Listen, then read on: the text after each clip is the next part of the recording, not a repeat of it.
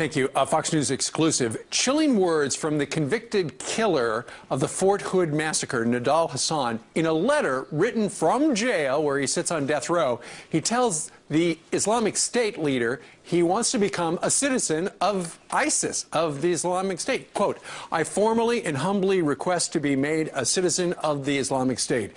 It would be an honor for any believer to be an obedient citizen soldier to a people and its leader who don't compromise the religion of the Almighty Allah to get along with the disbelievers.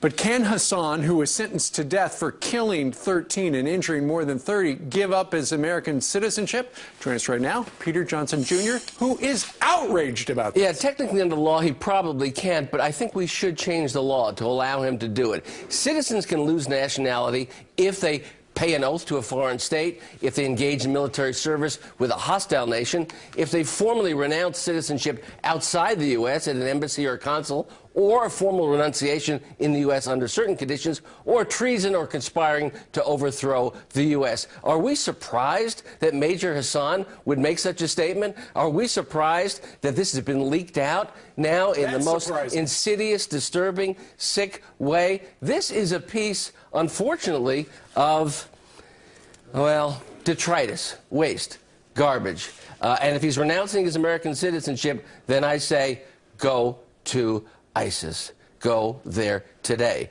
He will be executed based on a determination by a U.S. military court.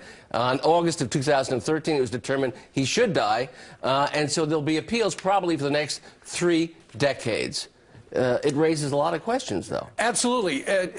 You know, and it's not surprising, given the fact that even though the government said it was workplace violence as he killed over a dozen people, but nonetheless, when he was shooting him down, he was screaming, Allahu Akbar. Well, it's been released by whoever leaked this thing to Fox News for some purpose. I say the purpose is propaganda. I say that it is inimical to everything we think in this country and that we should speak out in a forceful way to condemn the statements. What I will condemn, and what we know, is a quote attributed to Mr. Galligan, the lawyer, the civil lawyer for Major Hasan, who somehow reasons that this is part of an appeal that he will be taking with regard to this sentence, that somehow there was some religious justification for the acts that he committed, and that these statements by Major Hasan about ISIS prove that he was a religious zealot, prove that his, quote, religious beliefs motivated his actions during the shooting. Whether this is a holy war, whether this is a crusade, whether this is Al-Qaeda inspired, whether this is ISIS conspired, whether this is religion, I don't care. He has exhibited his un-American tendencies. We should change the law to make it easier for him and all the other people who have now fled to Syria to fight with ISIS. Put him out now, stay him out. We don't want him, keep him out.